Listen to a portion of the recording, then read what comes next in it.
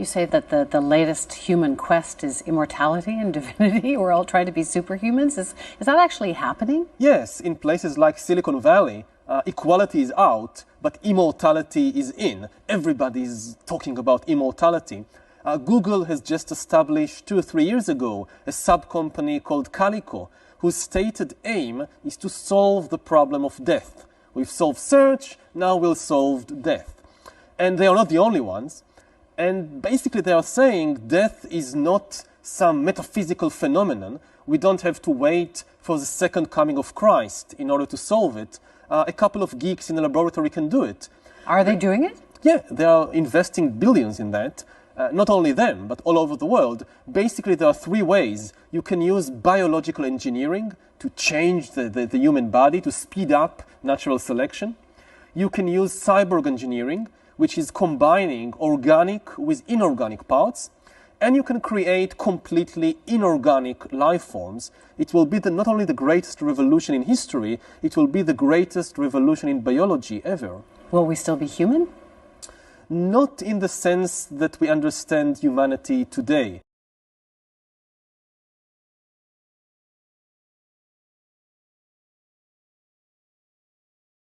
Well, it's a technical problem in the sense that for most of history, people thought that death was a kind of metaphysical problem. We die because God said so, or because the universe said so, and the only way to overcome death. And you had a lot of epics and mythologies about people trying to overcome death. And the way to do it was by some kind of great metaphysical gesture. Like you have the Epic of Gilgamesh from thousands of years ago about the great hero Gilgamesh who goes on a search for how to overcome death. And you have, the basic mythology, for instance, of Christianity that tells you the solution to death is Christ. You believe in Christ, and Christ will overcome death for you. And now you have the scientific establishment and more private corporations saying, no, death is not a metaphysical problem, it's a technical problem. In the sense that people don't die because God said so. People always die because of a technical problem in their body. Like the heart stops pumping blood and you die. And every technical solution has every technical problem has in principle a technical solution. We can give you a medicine, we can give an electric shock to the heart, we can replace the heart and give you a new heart we took from somebody else. We can even maybe in the future create an artificial bionic heart and replace your organic heart.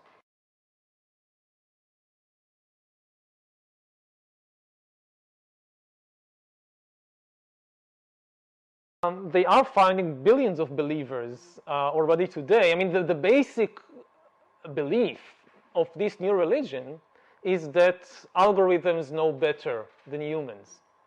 And in more and more fields, if you collect enough data and you have enough computing power, you can build algorithms that can decide for us on things like what to eat, where to drive, what to study, whom to marry, where to work, and all kinds of things like that. And it's succeeding.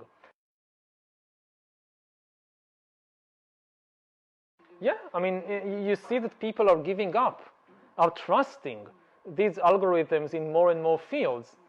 So, it starts with things like many people today lost the ability to navigate around the city because they just have a smartphone. You want to get from here to the central bus station or to the central train station.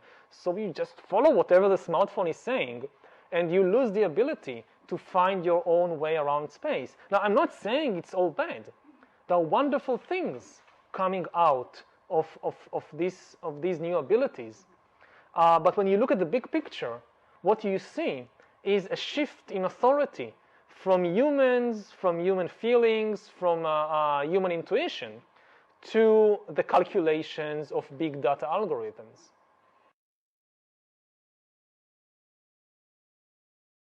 I don't think we can stop technological progress in a broad field like the Internet of Things or like artificial intelligence. You can stop particular projects or particular inventions, but you can't stop an entire field. And however, it doesn't mean that technology is deterministic. You can use the same technology for very different purposes. So I think the key question shouldn't be whether to stop all research in the Internet of Things. The key question is how to direct research in this field towards more responsible and beneficial goals. For example, there is now a growing concern with security, that in the early days of the Internet, there was very little concern about security. Everybody had this utopian vision that the Internet will be free and it will bring harmony and democracy, and so we don't need to worry so much about security. And now it's, especially with the Internet of Things, it's an enormous problem, because suddenly you can have hackers that take control of your car, of your pacemaker, of your toaster in the kitchen, and start doing things. So we need to shift a lot more attention to not just to how to expand the Internet of Things, but how to make it secure. And similarly with a lot of issues about privacy. How to make sure that the Internet of Things doesn't turn into some kind of Orwellian surveillance system that follows everybody 24 hours a day and completely annihilates privacy.